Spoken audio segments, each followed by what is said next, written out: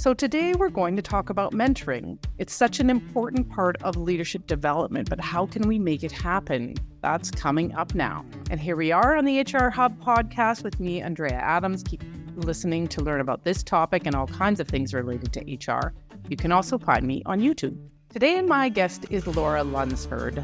Laura has literally written the book about mentoring. And so when I went, or at least that's how it seemed when I went looking for someone to talk to about this subject, who also had credibility in the field. She's also a professor and assistant dean at Campbell University. Hi, Laura. How are you? I'm great and happy to talk about one of my favorite topics too, Andrea. Oh, well, I am delighted to have you. It was so at the top of my list for a long time, and then it kind of fell off, and then I was like, I still haven't done that. So here we are. All right. But just to get everybody into the same place and the same frame of mind about this topic, just give us a brief rundown of what exactly is mentorship. Well, I go to conferences where we debate the definition for days, but I'm going to give you the short version. Typically, it's going to involve the traditional idea of mentorship is it involves two people. One has more experience, and that it's a voluntary relationship where both people are going to share and typically a focus on professional goals. Okay. I'm a little bit curious. Where's the debate? You debate about this for a long time. Well, yes, because, what's the difference between mentoring and coaching or executive mentoring or peer mentoring or reverse mentoring? And does it have to just be one-on-one? So lately, there's a bigger emphasis on networked mentoring, developmental mentoring, or mentoring mosaics. There's a lot of terms for the idea that you might be engaged with more than one of these kinds of relationships at a time. Okay, well, you said it, and I was actually planning to ask you that question anyways. What is the difference between mentorship and coaching? It's funny, I'm teaching a class on that topic right now, and mentoring traditionally is thought of as a more informal, but it doesn't have to be informal relationship, where people come together around some shared goals, and it focuses a lot on personal and professional development. They tend to last longer. They don't have to. But typically those relationships, we might have a mentor for a long time. Whereas coaching is much more skills-based. So it's around learning a particular skill. It tends to be more short-term. And especially in the business environment, you might even hire someone, or it might be a paid coach who's helping to develop maybe your executive presence, for example. We also can think about coaching in the terms of sports. And certainly there's people with the title of coaches who also do mentoring, but typically it's just much more short-term skill development kind of focus versus your professional and personal goals. And mentoring, at least in my experience, tends not to be paid. I mean, I've actually never heard of mentors being paid. Well, the one exception to that is in the United States, they tend to pay teachers who are mentored. They can see it as part of some pre-service or teaching new teachers. So I've sometimes surprised myself that they're often compensated for that work. I might argue that they're doing more coaching than mentoring, but they call them mentors. But typically, you wouldn't encounter mentors being paid.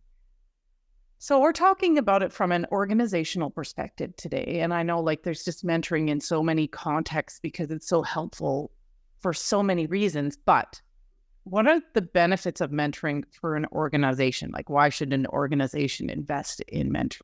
Well, that's a great question. And there's lots of reasons, and the research shows there's lots of benefits for mentoring. But the fact is, it really didn't start to get formalized until the 80s. And at least in the United States, this was really driven by lawsuits about the glass ceiling. So women weren't moving up in an organization. So there started to be more emphasis on formal mentoring programs, and what informal or formal, so whether it's, sanctioned, you're matched with someone, or you just naturally come up with someone to mentor, really can have some organizational benefits to socialize people. And the informal rules, the rules that aren't written down, but it would really help if you knew them, how to get things done, who is really going to be helpful. So mentoring can have these personal benefits to the person to advance, but it also really helps organizations because it teaches people much more quickly how to navigate and be successful. You mentioned that, though, in that almost in an equity context around women. How is it relevant there? Like, why did it come up in that context?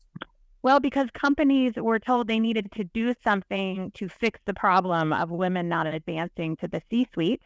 And one of the tools they came up with was formal mentorship.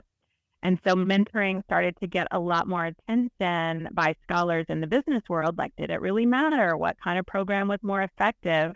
And certainly it's grown. And now we see formal mentoring when people wouldn't normally come together. So if we are more similar or we're right next door in an office, we might connect.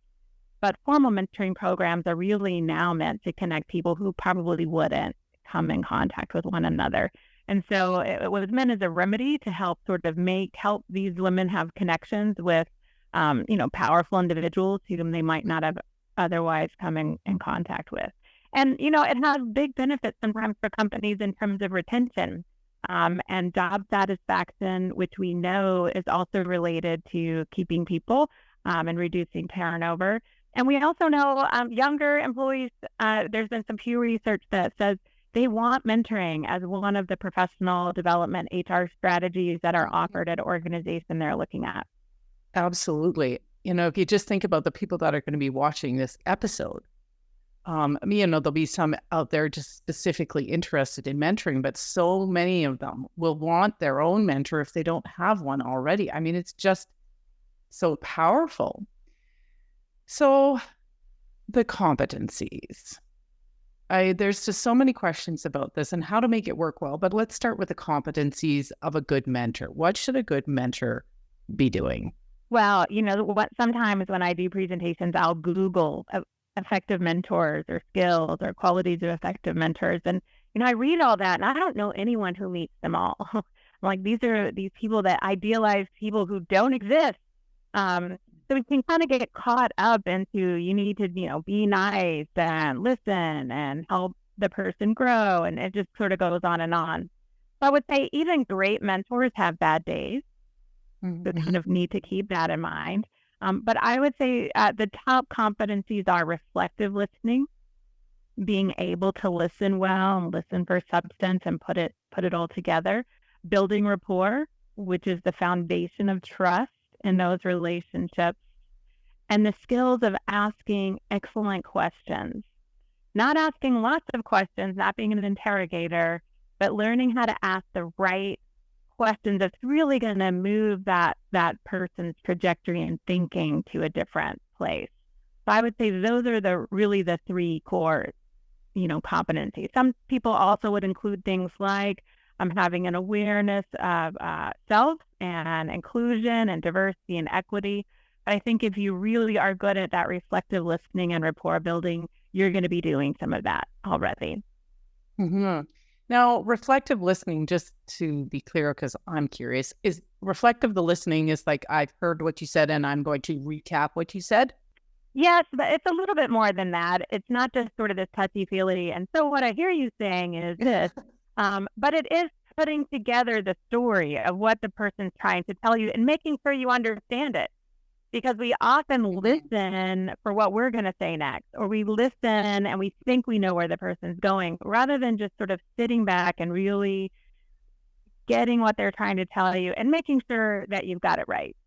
And then for the people out there watching this because they want a mentor, what should they expect when they're starting out in a mentoring relationship? Maybe they're thinking about calling up on someone and saying, will you be my mentor?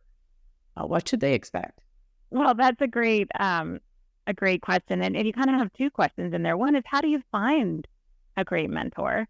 And my advice is, in most countries these days, we don't just, the first person we start dating, we don't say, hey, will you be my husband or wife or partner? We don't just jump in. We get to know them a little bit.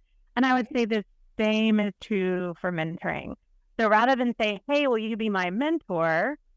Unless, again, it's a formal mentoring program with a match, it's probably better to, identify someone who maybe has some knowledge that you would like to have or acquire, who's been successful in the organization or has a position that you might want to have one day, and seek their advice on something. It can be as simple as, hey, can I buy you a cup of coffee? I'm weighing some decisions about my professional development. I'd love your input. Mm-hmm. And then sort of following up with that person and maybe even asking permission, can I check back in with you from time to time? And out of that, informal, natural mentoring will evolve. And then the expectations part. Did you answer that part? What they should expect from the relationship? Well, let's see. In terms of expectations, certainly you want to expect that the person is going to, give you some good information, that they're an expert in the area, that they're going to have some confidential conversations. And you need to maybe have a conversation about that. If you're sharing some things that you might be worried could get back to your boss, for example. Maybe you're conducting a quiet job search, for example, or want to do some skill development that might be a little bit outside your normal scope of work. So you'd want to qualify or clarify, hey, can this be confidential kind of conversation? So you want to establish that expectation. Maybe how often you might get together. Certainly for formal mentoring, like once a month is recommended, but it can be less frequent for someone you're adding to your network. And other expectations are that they're going to, treat you well, that give you good advice, that doesn't misfire, not judge you, rather support you, and help you process a bit, kind of unpack maybe when things didn't go well. Like, how might you do that differently next time? But you should also have an expectation to thank them. So it's important that mentors feel that, it's worth their time as well. And so sort of letting them know, hey, this really worked. This thing that we talked about last time really can make a difference in the mentor wanting to stay engaged with you and just sharing successes. I know some of my mentors, it's such a little thing, but I'll sometimes share, hey, this happened for me. And I don't know if you remember, we talked about this 2 years ago, and I just really wanted to let you know. They really appreciate that. So having that expectation to sort of share back those outcomes, I think, is also important. I think a lot of mentors go into it looking for some sense of personal satisfaction, right, out of it. And to make that really happen for you, the mentor is really good advice. I wanted to talk to you about, I was a mentor. And so I want to talk to you a little bit about that situation, because my mentee, and it was a formal program, and she spent a lot of time talking about office politics and about people's feelings and who liked her and who didn't like her. And it was like either a mismatch of expectations where I wanted to be more tactical and, project oriented, but that's not what she needed at the time. It seems relevant to the expectations that somehow our expectations about what was going to be happening there was not aligned. Well, those can be fun conversations to have sometimes, but in terms of a mentoring relationship, if you kind of go back to what's the purpose of it, and it's to really help the person achieve some personal and professional goals, maybe talking a lot about their colleagues isn't moving in that direction. And so part of the skill of a mentor might be to say something like, look, this seems like it has a lot of emotional freight for you and important for you to unpack, but help me understand how this is going to get you where you want to go.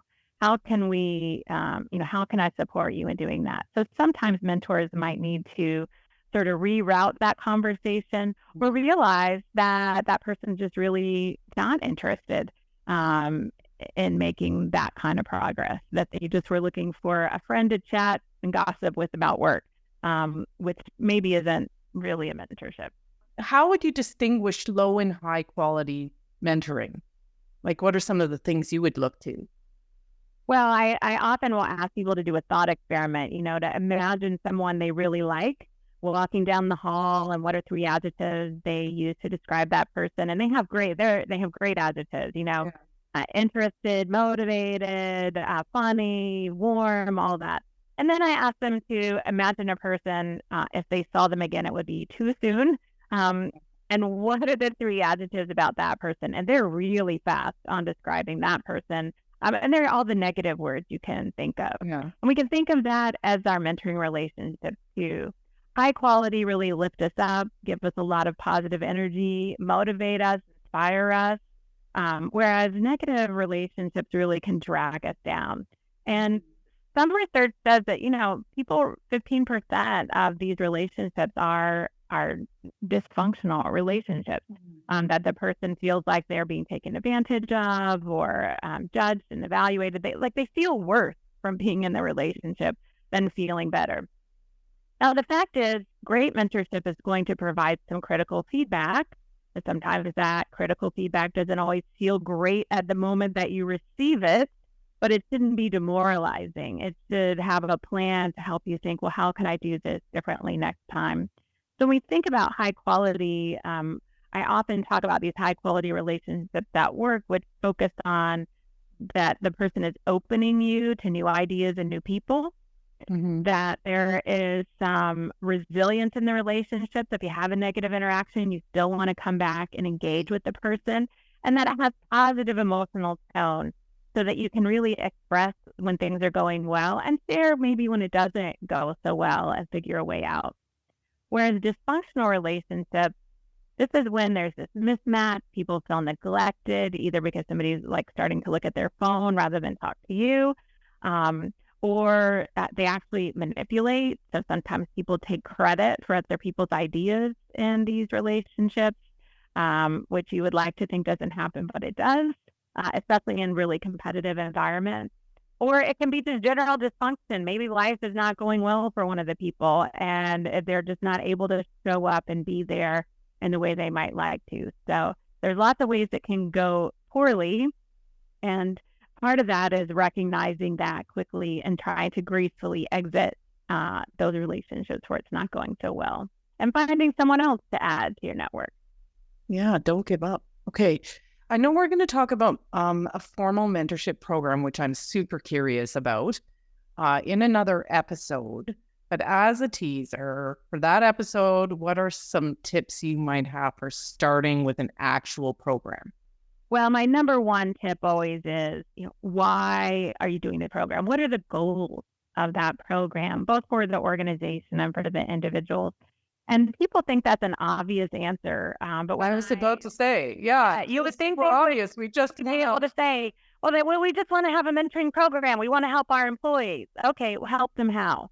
There's lots of ways you could help your employees. Mentoring necessarily the best option versus a one-day workshop or some skill building activities or all the other kinds of professional development things you can do. So really helping people think through what are those goals. And if they get real clarity and specificity on that, then it drives recruiting the right people, having the right activities that are going to help achieve those individual and organizational aims. So you would be surprised how often people have actually a pretty tough time starting to really clarify their goals more than just a generic, well, because someone told me to, or we've inherited a program, or, isn't mentoring great? We should be doing it. Yeah. Let's maximize the advantages of mentoring. Oh, exactly. So along those lines, though, what does a really good why look like? Well, some are doing a really good job of doing that. They're very clear that their mentoring program is for new employees to onboard them and help retain them in the first year, which is really different from a mentoring program for mid-career people that maybe is helping to move them into leadership positions. So a number of organizations, when they're very clear about, hey, it's 1 year and we want to get those people socialized and on a great track, which you can imagine you would do very different activities than sort of a mid-career moving people into leadership roles. In an organization, what are some other contexts other than onboarding and leadership development? What are some other contexts for which you might want to do mentoring? Well, there's growing need for reverse mentoring because as we approach more and more of the generation retiring, they have a lot of institutional knowledge, but they might not always have all the technical new skills. So some reverse mentoring is becoming very popular where newer employees are really helping more senior employees learn some skills.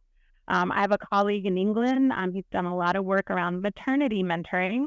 So it's women who've exited the workforce to have children, but now really need to get caught back up with changes that might have happened in the last year or two when they've not been in the workforce. So that's a very focused program as well.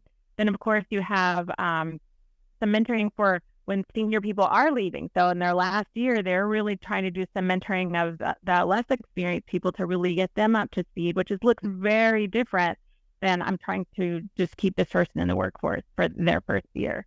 So there's some other interesting, context. And again, it has to do with what's the organizational need it's meeting and how then can it also really help develop those folks professionally. Well, that was super interesting. Okay. Where can someone learn more? And you need to mention the book. Well, of course. The Mentor's Guide is a great resource for mentoring programs in particular. But there's two professional organizations I would recommend to people, the International Mentoring Association. Okay. There's also the European Mentoring and Coaching Council, EMCC. They have a lot of resources and professional development. Both of them offer webinars. And so those are great resources. And then there's some terrific books. Brad Johnson has written a lot about mentoring women. Athena Rising is one of his books, which is very excellent. And the Center for Mentoring Excellence. So my good friend Lisa Fain has worked with her mother to write some things on the hallmarks of mentoring. So what are the hallmarks in an organization about mentorship, and some really great resources on being a good mentor and mentee. Okay. All right. Well, I will put links to those both in the actual video episode as well as in the show notes. Well, thanks, Laura. I learned so much from that, and I'm really looking forward to the next episode where we talk about what to do about it. However, for the moment, we have reached the end of this episode. Thanks for listening, and we'll catch you next time when I talk shop with another insightful guest.